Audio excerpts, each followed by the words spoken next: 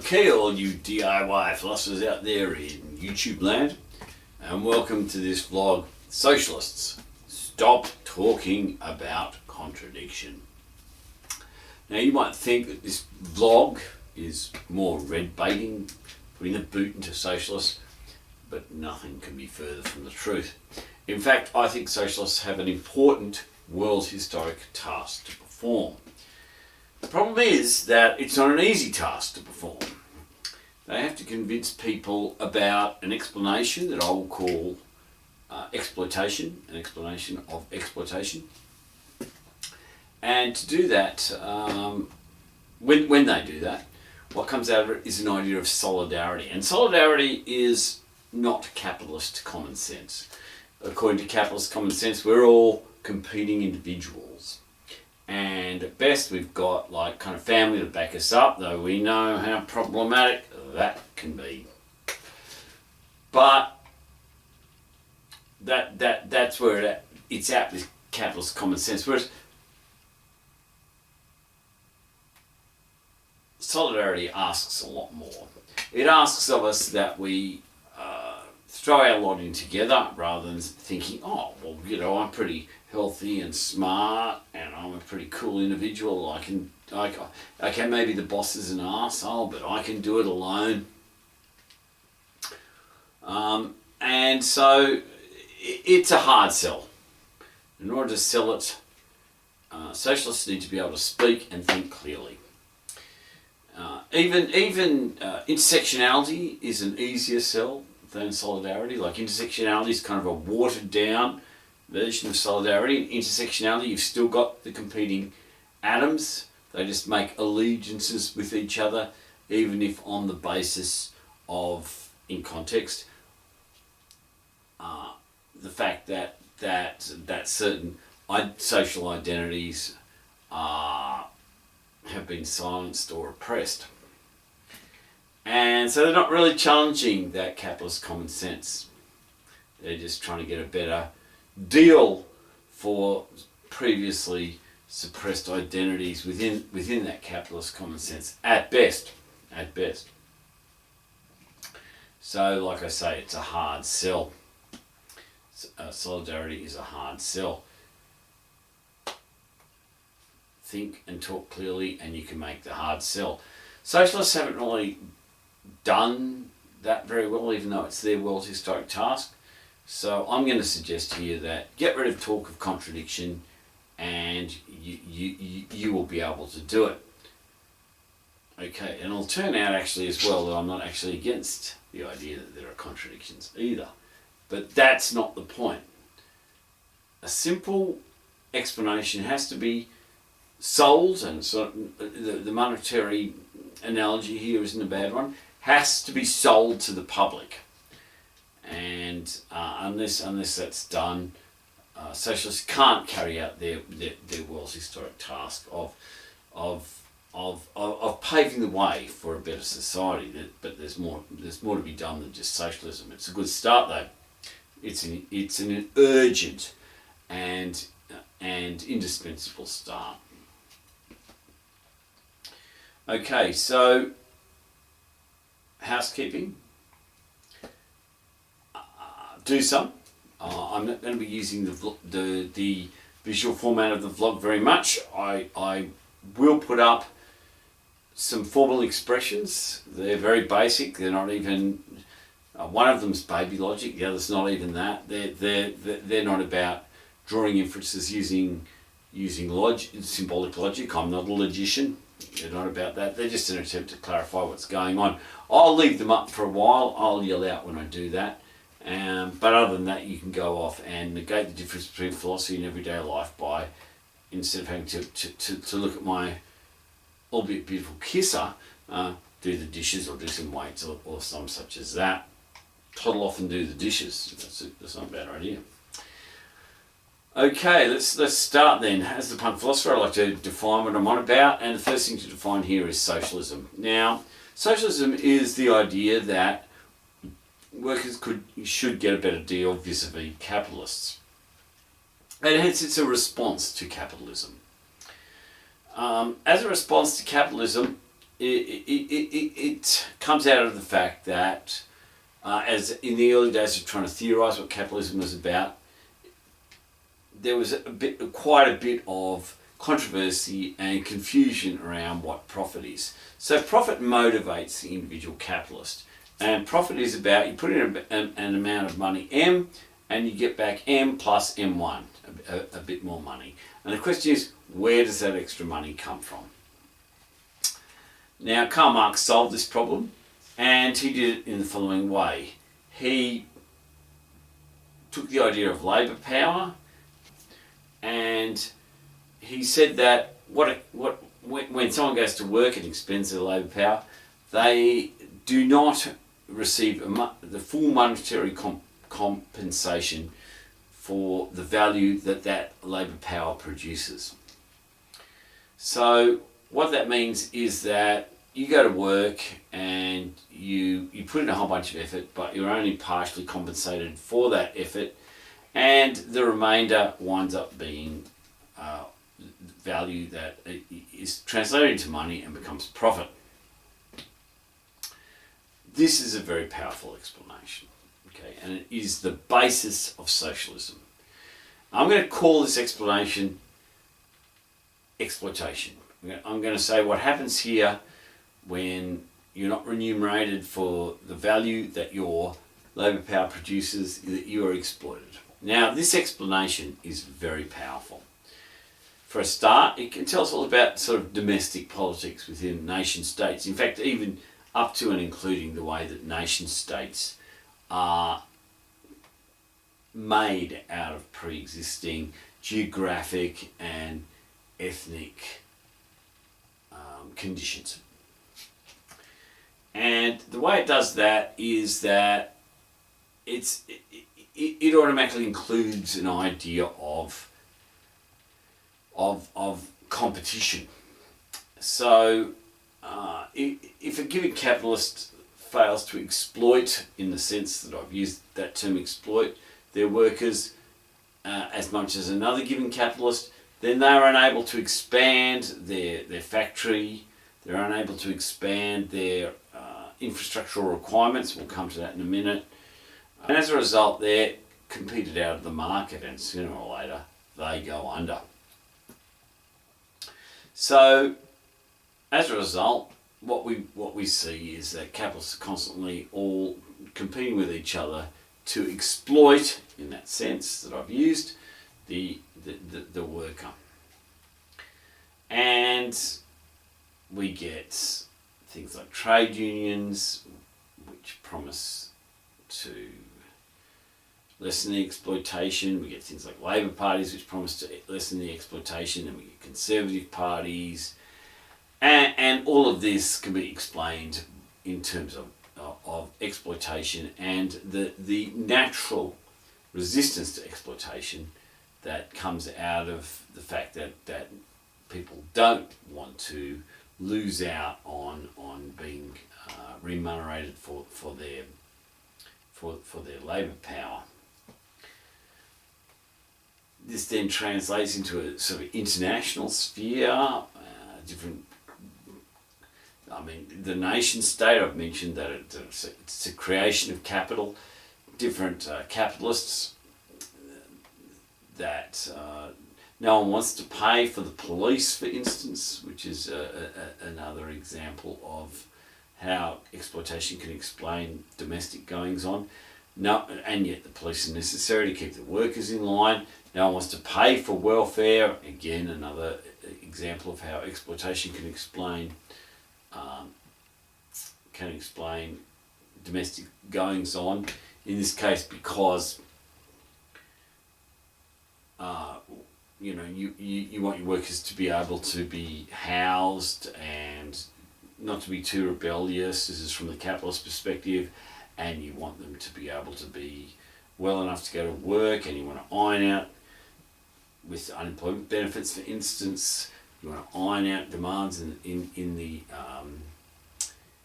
iron out fluctuations in demand for labour and still have a labour force even after, for a time, you haven't needed some of them, and so on. And so then these nation states then bands of warring brothers and sisters, capitalists, that are more or less able to cooperate, and everyone kicks the tin for the police and the military, and then there's the international argy-bargy over cheaper labour markets, access to resources like minerals, geopolitical position, and so on. So we get a very powerful explanation of both domestic and international affairs out of this idea of exploitation. It's often said that Darwin's theory of evolution, that's probably not the best name for it, but we'll go with that. Darwin's theory of evolution is a very powerful explanation because it licenses a large number of inferences about morphology and behaviour on the basis of very few assumptions. It's not as often said that Marx's theory of exploitation is a very powerful explanation along the same lines, that it licenses a large number of inferences on the basis of very few assumptions. And the assumptions about competition and the assumptions about nation states and so on, they don't seem to be additional assumptions. They seem to fall out of the idea of explanation. So we get a very parsimonious and powerful explanation. So here's what socialism is. Socialism is the endeavour to convince the public of that explanation. And it's very important and urgent that socialists do so. And for that reason, they have to think and speak clearly, and they should not talk about contradiction where contradiction doesn't exist. Now, this explanation of exploitation is very powerful, as I've said. It doesn't stand alone. Marx needs to do more. He needs to tell us what he means by value, what he means by money, and what he means by labour power, and how these things interrelate. But no explanation stands alone. Even the Darwin's theory of evolution needed, which Darwin didn't have, genetics, for instance. However, when we get to these ideas, these further ideas that are necessary for the explanation of exploitation, we're starting to move beyond the ambit of socialism. And that's because these ideas are about how we can replace capitalism through, for instance, the abolition of money and what that might mean, and how we can still function as social producers. So they're not really the concern of socialists. Socialists have to sell that idea of exploitation. They have to hammer in how that explanation works, and they have to show how it applies to national and international affairs and illustrate it. And what comes out of them doing this is solidarity, which is what I began the video the vlog by talking about. And why solidarity comes out of it is that what we've given with the explanation of exploitation is the idea of a very entrenched capitalist class who are in control of both domestic and international affairs. And all the workers have got against them is well, firstly, workers are numerically superior, and secondly, workers can withhold their labour. Now, when they do this, it's possible for workers, and use other tactics as well, it's possible for workers to become stronger in such a way that they can overthrow the system. So it's like the change here is gradual at first and then sudden. So we're working up towards a revolution. We need it pretty urgently, actually, but nonetheless, we do have to go through this process of class struggle. In the meantime, that stops the worst of capitalism, things like wars and environmental destruction, or at least slows them. And in the meantime, that allows people to spread the idea of the explanation of exploitation around, and to realise that capitalism it can be replaced, and to start to put themselves in a position to be able to do it. But that's beyond the ambit of socialism. Socialism is about exploitation. It can and must gesture at a replacement society, but as socialists themselves often admit, they don't know what that society looks like. No one really does. except for the fact that, as I say, there are these further concepts that are needed for the explanation of exploitation, such as the value, as I mentioned, is in particular as a central one, and that they give us a view of a future society.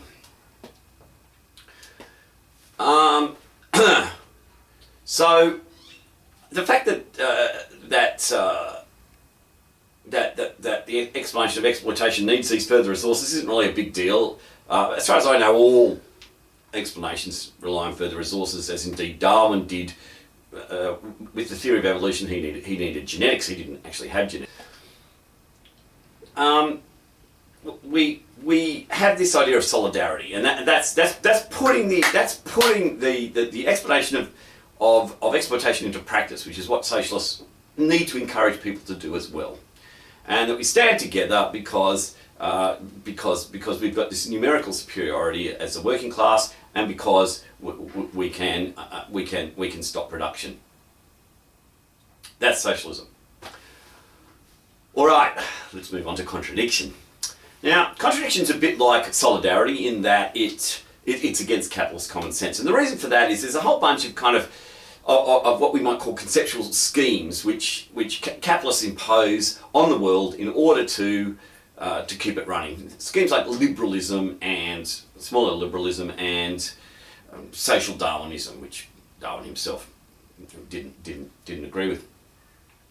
It's easiest for these schemes to be consistent, and as a result there's a sense in which contradiction is outside capitalist common sense.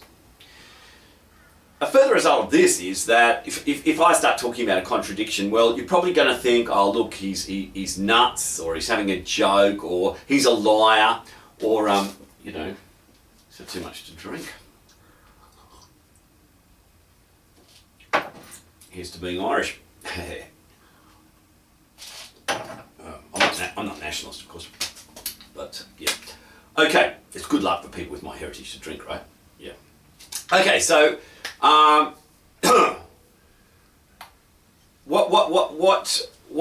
what we tend to think is like, well, we'll recognise a contradiction intuitively, but then we're probably not going to go into why it's a contradiction or go any further into it. So if I was to say to you, there is a round square vent on the corrugated roof of this Queenslander, you'd recognise this intuitively as a contradiction, but you'd probably move on and be like, come on Jerry, why don't we go down to the pub? Yeah, and I get it.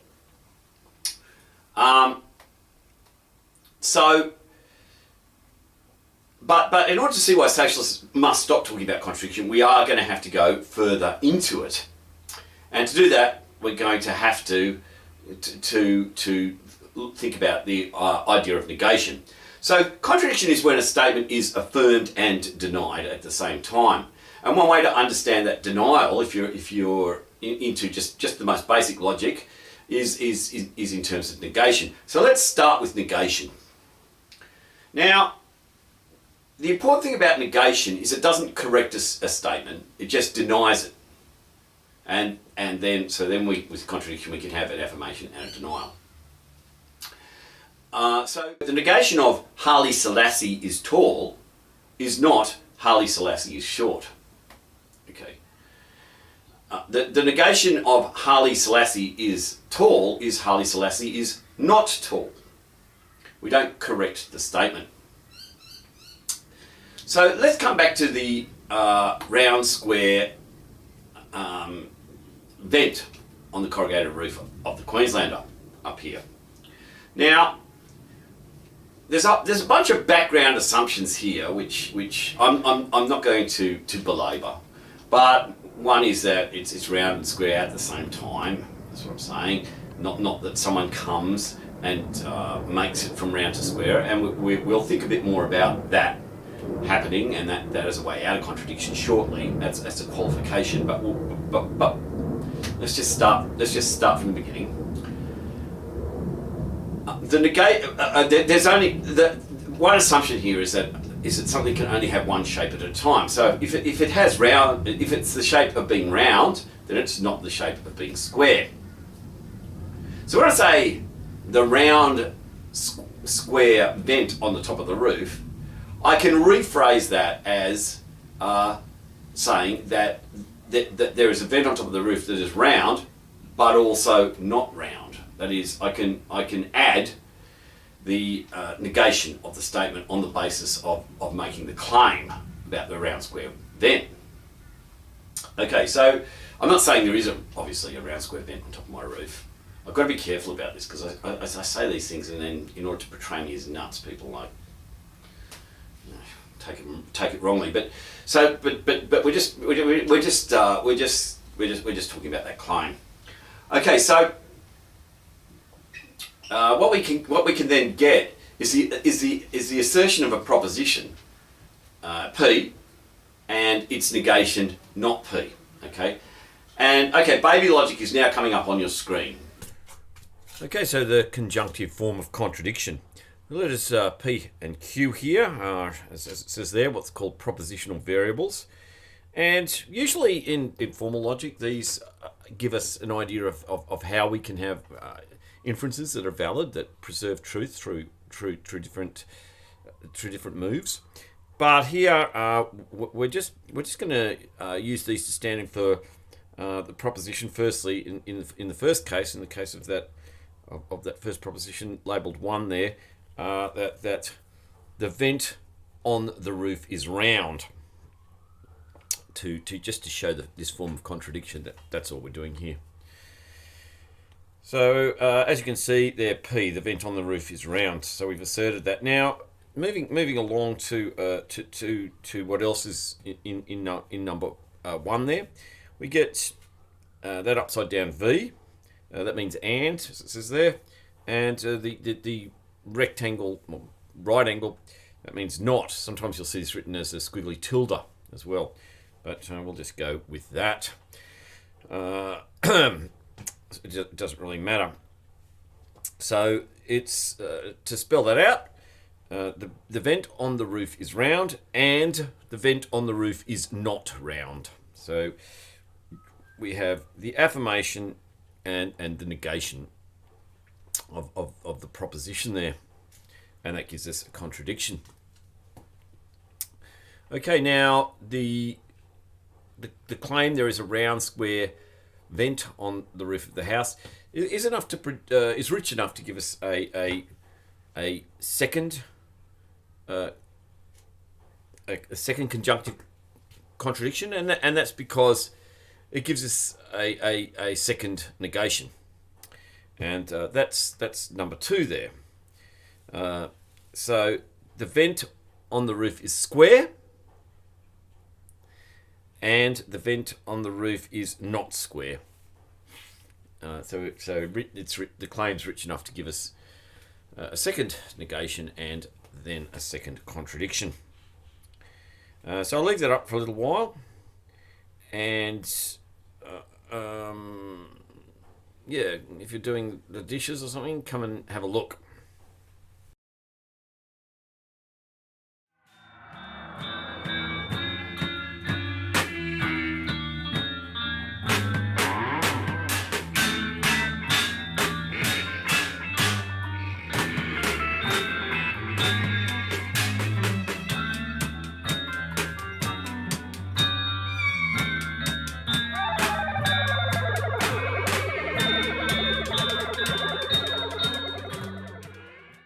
That's all we're going to need is that conjunctive form of contradiction. It's a pretty standard form of contradiction. It's not the only form of contradiction.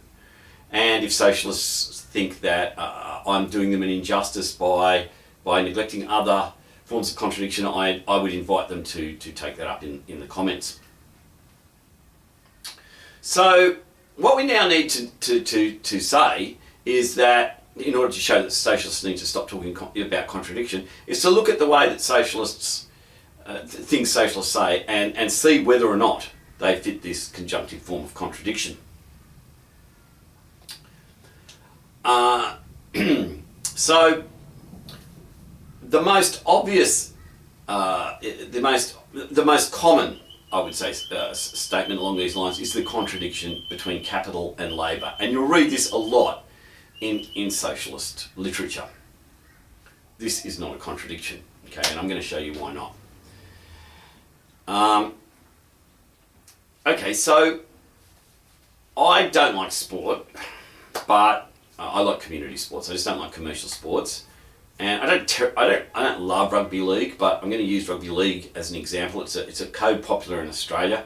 Actually, the other code popular in Australia, the Australian rules, which is a combination of Indigenous football with Gaelic football, is probably the better code, but it's not as good for illustrative purposes here. So we're going to talk about rugby league. Now, what happens with rugby league is that you get 6 tackles, and you can run up the ball for 6 tackles, and on the 5th tackle, because you've got to hand over the ball, the teams usually put up a kick or something like that and hope the other team will fumble. Drawing your 6 tackles, you're driving towards the opponent's, it's a 100-metre long field, and you're driving towards the opponent's try line, hoping to break through and cross that try line and score a try. So I got pissed a few years ago, it's 17 years ago, with a community rugby league team called the Normanby Hounds. And if I was forced to support a rugby league team, it would be them. So I'm going to use them as an example because we had a great night. I was kind of the punk mascot for the night. It was a lot of fun. It was at the Royal Exchange Hotel. But anyway, moving right along. Okay, so I've just chosen the first big guy I could see on their team list, which is a guy called Abu Kante. And I know he's a big guy because he's number 11. Number 12 is going to be a smaller guy. Number 13 will be another big guy, but I'll just go with number 11 for superstitious reasons. Yeah, I'm supposed to be the rational philosopher. Okay, moving along. Okay, so let's say Abu Kante is given the ball, and he slams it up, and he makes, on an early tackle, he makes, let's say, 10 metres. That's pretty good, actually, because the early tackle, you just sort of slog it out. They've got their big guys, although, small guys can tackle well as well. But, yeah, you sort of slam it out. So he makes 10 metres. Okay. And let's say that the Normanby Hounds are playing the Greenbank Raiders, which is what happened, I believe, on the 10th of May. It was an away game for the Hounds. Okay, so what's happened there is that the Normanby Hounds have made 10 metres and that the Greenbank Raiders have lost 10 metres. Okay, so this is a relationship of opposition, right? So I'm going to express this again. This isn't actually strictly formal notation because it's got a mathematical symbol in it. You're not supposed to have mathematical symbols in formal notation, but all I'm trying to do is try and get this idea across of opposition, okay? So more of X means less of Y, and more of Y means less of X. There it is, it's up there for you to check, and I'll leave it up for a little while as well, if you're doing the dishes and so on. So, or wait.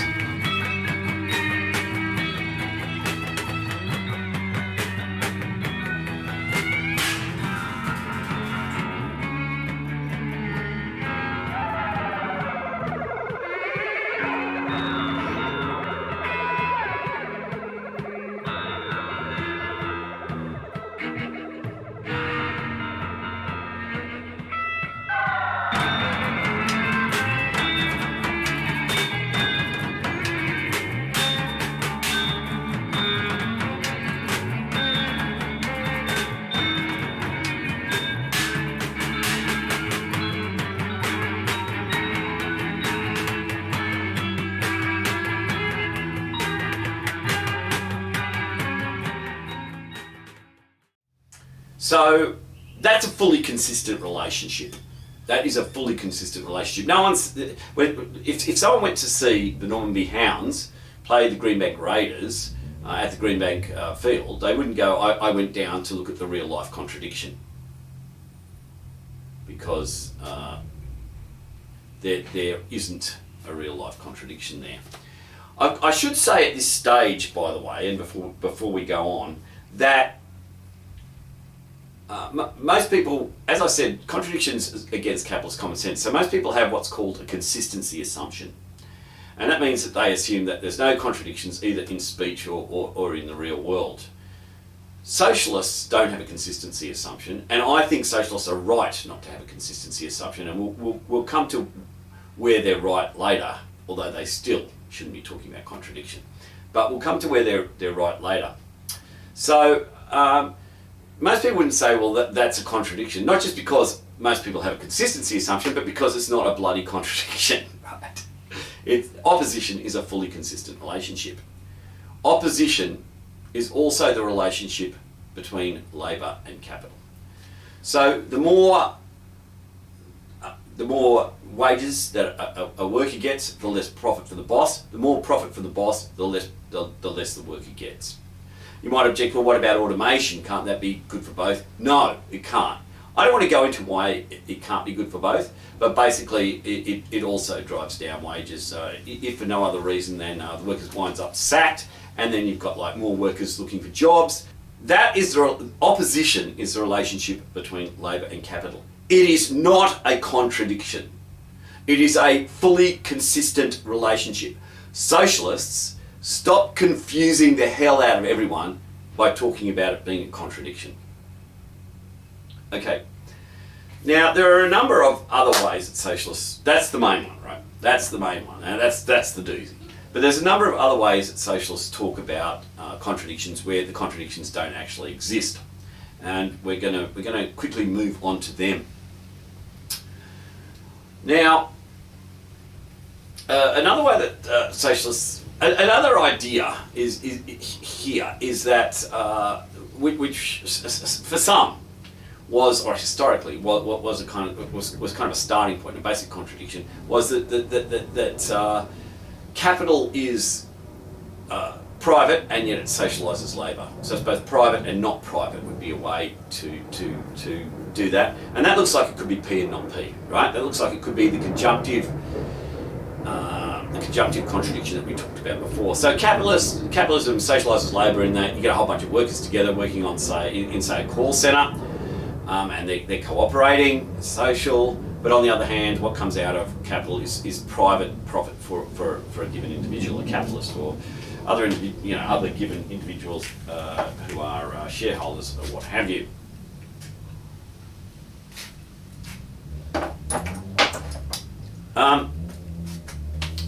Now, here it's important to bring up the idea of qualification.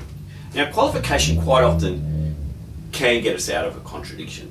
Okay, it's an escape from contradiction, as von Wright says, and I'll put a link to the von Wright article there down below, chapter or whatever it is. I can't even remember. It's been so long since I read it, but anyway, I'll reference it. So the classic example is, let's say I rip a bit of paper up. Okay, the paper's ripped. Now we want to say it's the same piece of paper. I don't rip it into bits. I just sort of put a little tear in it, let's say. But on the other hand, it seems like the same piece of paper has the contradictory qualities of being, it's the same piece of paper, right? Of being torn and untorn. And the way that we get out of this being contradiction is we qualify by introducing time. So when I said the round square, so the paper's torn untorn at a given time at T1, and then later on at T2 is torn.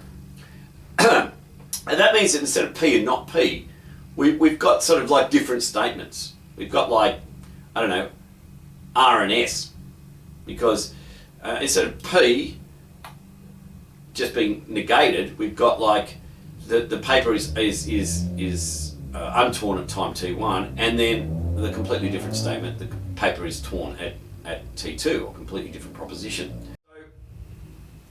The qualification there, temporal qualification there, gets us around that being a contradiction. And that seems right, okay? Me tearing a bit of paper, we'll come to the dialectics of nature, but putting aside the dialectics of nature for a moment, me tearing a bit of paper is not in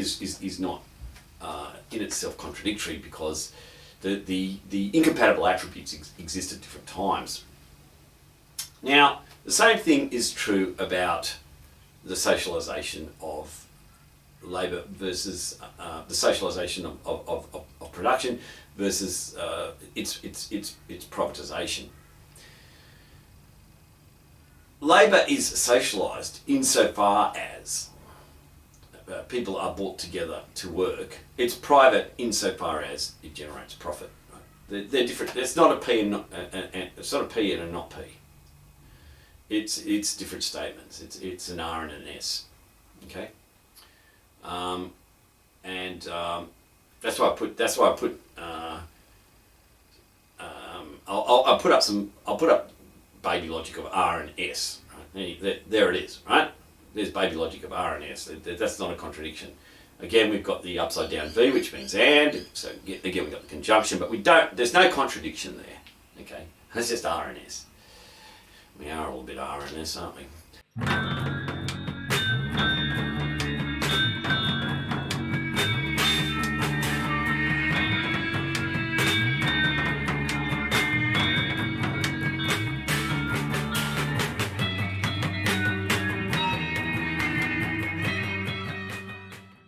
Okay, so the same thing applies to capitalism is both national and international.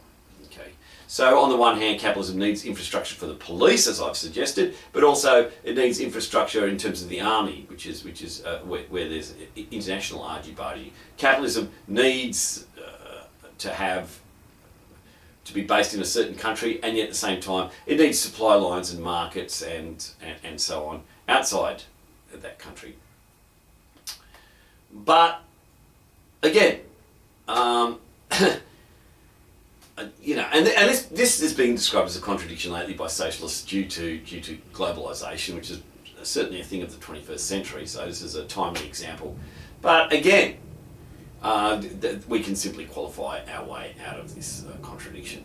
Capitalism is national insofar as it requires the police. It's international insofar as it requires armies, or whatever qualifications you want. Socialists, stop saying that capitalism is national and international is a contradiction. And related to this is the idea that capitalism both develops the means of production and doesn't develop the means of production. Which you can get a P. It seems that you can get a P and a not P out of that. Capitalism develops the means of production in that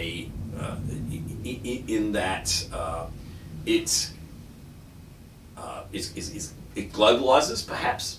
I don't know if that's really a development, but let's go with it. Yep, and it doesn't in that it's national. But hey, hang on, that's not a contradiction. National versus international is not a contradiction. Socialists, stop talking about capital. A contradiction of capital being that it develops and retards the development of the means of production. It's not a contradiction. Okay, you can qualify your way out of it. Now I'm not going to go on with endless examples because basically I would invite you yourself to see whether when a socialist artist talks about contradiction, whether or not they are really talking about contradiction, or whether you can qualify your way out, or whether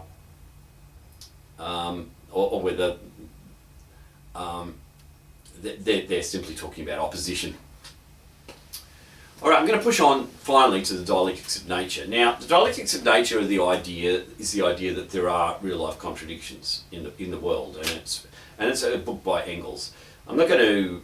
I'll reference the book, but I'm not going to stick too closely to Engels. I'll just make a couple of remarks about this. It could be the case that motion is a contradiction. So let's imagine an object that's in motion, and let's say it's possible to have a instant, as short as possible time frame.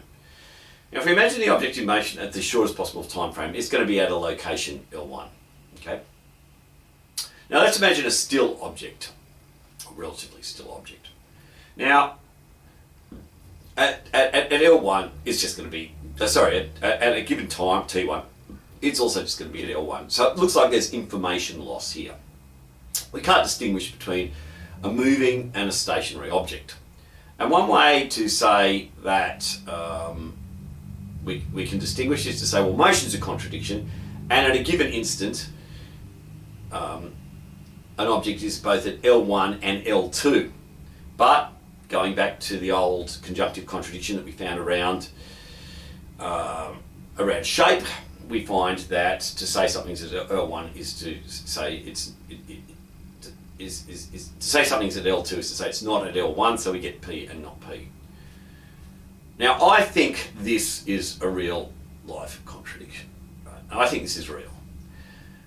I think that it's against capitalist common sense, but I think that that's because capitalist common sense is conditioned by the need to keep capitalism running as simply as possible and is hence consistent.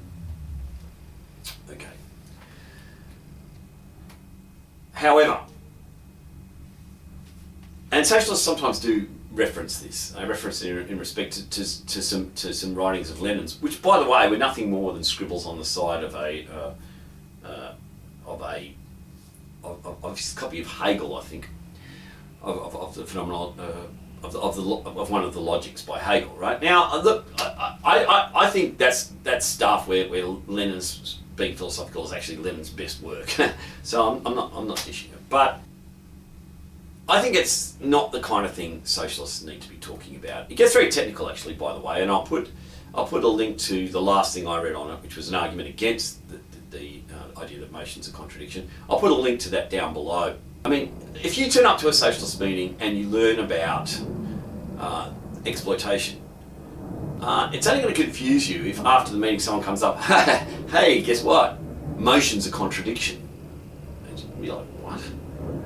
Just digest one thing at a time, right? Digest the idea of exploitation, and we can worry about the dialectics of nature later.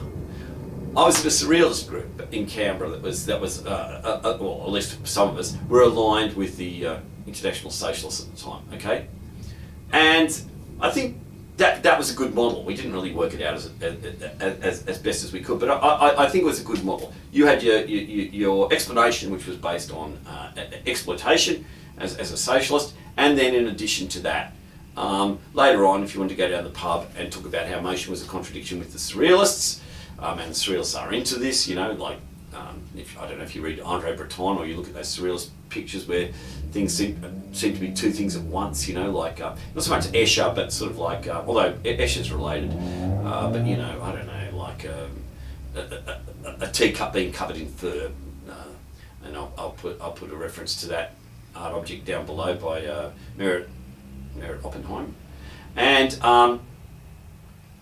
you know, I mean, I think that's great. You know, I hate anti-intellectualism. I hate reductionism. I'll put a link to what I mean by reductionism below. But I think when you're in the socialist meeting, you don't also want to be told about the dialectics of nature. It's a great book by Engels. I love that book. It's one of my favourite books. I'll reference it if I haven't said that already. I'll definitely reference it. But you don't really need to know that as a socialist, right? What you need to know is about exploitation. So even though I think there are real life contradictions, and I think they exist around even money, say for instance, and I think they're important because they show that capitalism is imposing these ideas which are consistent for the sake of the easy running of the system of making profit.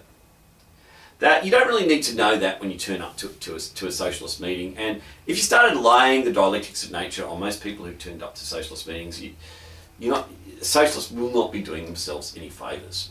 So even though I believe in the dialectics of nature, I believe in contradictions, I don't think socialists should go on about it. I should say that if you're going to deny a consistency assumption, you need you're not just flying in the face of capitalist common sense, you're flying in the face of classical logic. So you need things like a paraconsistent logic to underwrite what you're saying. And we have that stuff.